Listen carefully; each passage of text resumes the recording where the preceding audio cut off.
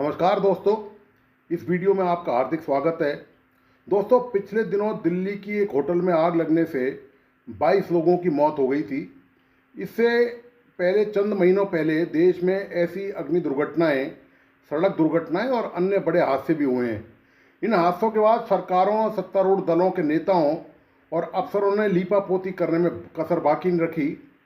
आज़ादी के बाद से हुए देश में ऐसे बड़े हादसों में सरकारों ने किसी आईएएस या आईपीएस अफसरों की जिम्मेदारी कभी तय नहीं की।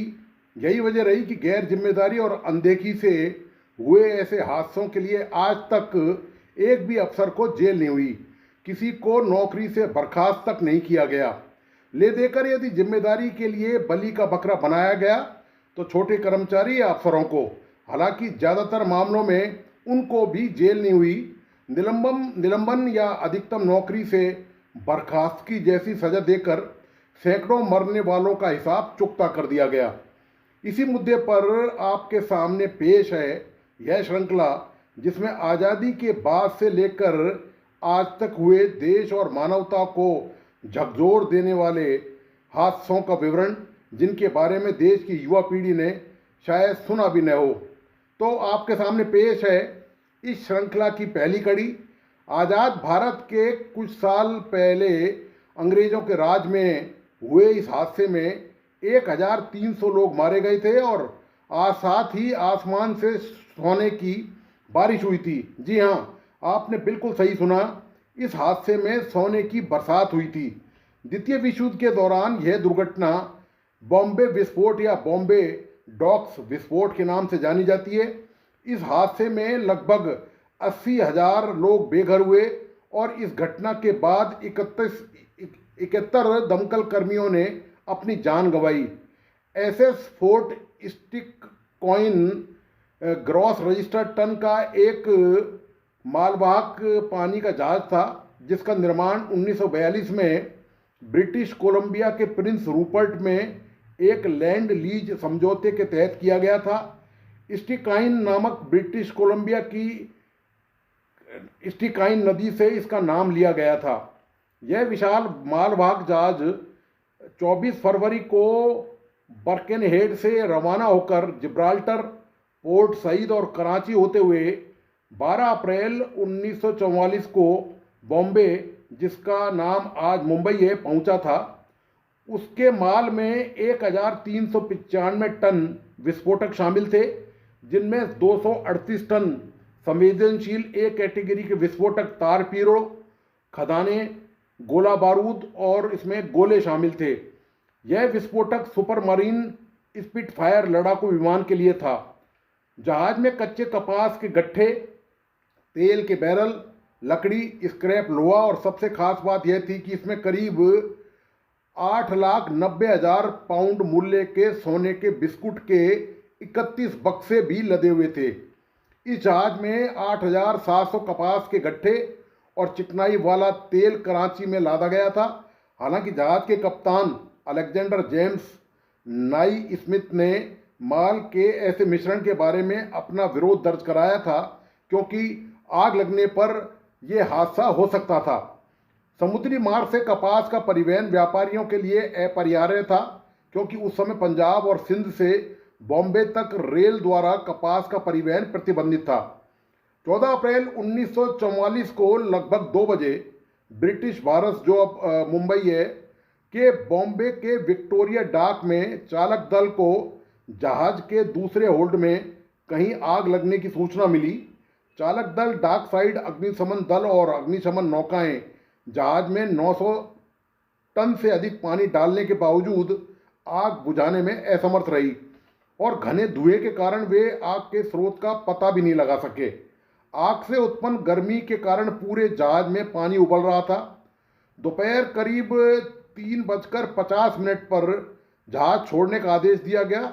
इसके 16 मिनट बाद एक विस्फोट हुआ, जिससे जहाज 2 टुकड़ों में बट गया और 12 किलोमीटर, करीब 7.5 मील दूर तक की खिड़कियां टूट गई। आग बुझाने के प्रयासों को तब और झटका लगा जब जहाज से हुए दूसरे विस्फोट ने शाम करीब 4:34 में पूरे क्षेत्र को अपने चपेट में ले लिया। दूसरा विस्फोट इतना शक्तिशाली था कि शहर के कोलाबा वेधशाला में लगे भूकंप मापी यंत्रों ने इसे रिकॉर्ड कर लिया। सेंसरों ने रिकॉर्ड किया कि 1700 किलोमीटर दूर स्थित हिमाचल की राजधानी शिमला शहर में भी धरती कांप उठी। जलते हुए मलबे की बौछार से आसपास के इलाके में आग लग गई। जहाज के चारों ओर 800 मीटर के चाप में लगभग 2 वर्ग किलोमीटर का क्षेत्र जल उठा। विस्फोट और आग की चपेट में आने से आसपास के 11 जहाज डूब गए। जलते हुए कपास के गट्ठे आसमान से बंदरगाह पर खड़े जहाज़ों, गोदी के यार्ड और बंदरगाह के बाहर के इलाकों पर गिरे। विस्फोटों की आवाज़ 80 किलोमीटर दूर करीब 50 मील दूर तक सुनाई दी। 3 रॉयल इंडियन नेवी के जहाज खो गए।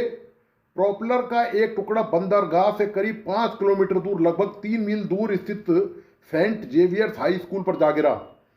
विस्फोटों ने जहाज को टुकड़े टुकड़े कर दिया और उसके साथ ही सोने की सिल्लियां भी नष्ट हो गई। सोने की छड़ें हवा में उछली और शहर के अलग अलग हिस्सों में बिखर गई। कुछ छतों से टकराई, कुछ सड़कों पर मिली और कुछ मलबों में दबी हुई मिली। सोने की ये छड़ें भारी थी, प्रत्येक का वजन लगभग 12 से 14 किलोग्राम था। कुछ रिपोर्ट के मुताबिक इन ठोस धातु के ब्लॉकों को गिरने से लोगों के घायल होने और यहाँ तक कि मारे जाने का भी जिक्र है। ब्रिटिश अधिकारियों के बचाव दल ने अभियान शुरू किया। सैनिकों ने इलाके की सुरक्षा की। बरामद सोने को लौटाने वालों के लिए इनाम की घोषणा की गई। फिर भी तमाम प्रयासों के बावजूद आधिकारिक तौर पर सारा सोना बरामद नहीं किया जा सका। इसके बाद दशकों तक बंदरगाहों में निर्माण या खुदाई के दौरान के दौरान कभी कभार सोने की छड़ें मिलती रही। यहाँ तक कि नालियों में भी सोना पड़ा मिला। 31 लकड़ी के बक्से, जिनमें से प्रत्येक में 4 सोने की छड़ें थी। प्रत्येक सोने की छड़ का वजन 800 ट्राई औंस था या लगभग 25 किलोग्राम था। लगभग सभी बरामद कर ली गई। इस हादसे में 50,000 टन की क्षमता वाले से अधिक जहाज नष्ट हो गए और इतनी ही टन की क्षमता वाले अन्य जहाज क्षतिग्रस्त हो गए। चावल समेत 50,000 टन से अधिक खाद्यान्न का नुकसान हुआ, जिसके कारण बाद में खाद्यान्न की कालाबाजारी शुरू हो गई। अनुमान है कि इस हादसे में लगभग 6,000 कंपनियां प्रभावित हुई और 50,000 लोगों ने अपनी नौकरियां खो दी। आधिकारिक जांच आयोग ने अपनी रिपोर्ट में इस घटना को किसी व्यक्ति की साजिश या तोड़फोड़ मानने के बजाय एक दुर्घटना और श्रृंखलाबद्ध मानवीय गलतियों का परिणाम करार दिया था। इसलिए इस दुर्घटना के लिए किसी भी व्यक्ति या अधिकारी को आपराधिक रूप से दोषी नहीं ठहराया गया, न ही किसी को जेल की सजा सुनाई गई। कहने का मतलब ये है कि ये सारी परंपराएं कि अफसरों को जेल नहीं होगी, चाहे वो कितना ही गंभीर हादसा हो जाए, कितनी बड़ी वारदात हो जाए, कोई भी घटना दुर्घटना हो जाए, ये सब अंग्रेजों से ही मिली है।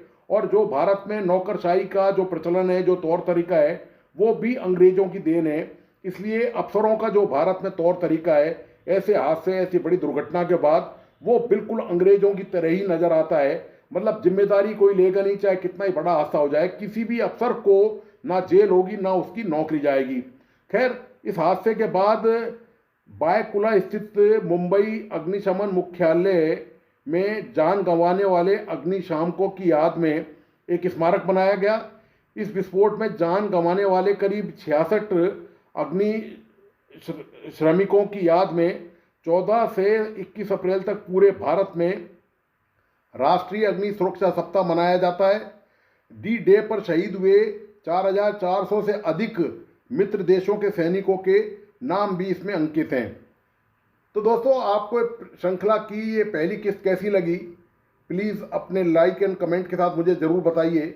इस वीडियो को प्लीज़ लाइक करें, सब्सक्राइब करें और इस यूट्यूब चैनल को बेल आइकॉन का इसका बटन ज़रूर दबाइए, ताकि जो भी अगला वीडियो आए इसके बाद उसकी सूचना आपको सबसे पहले मिल सके। धन्यवाद, नमस्कार।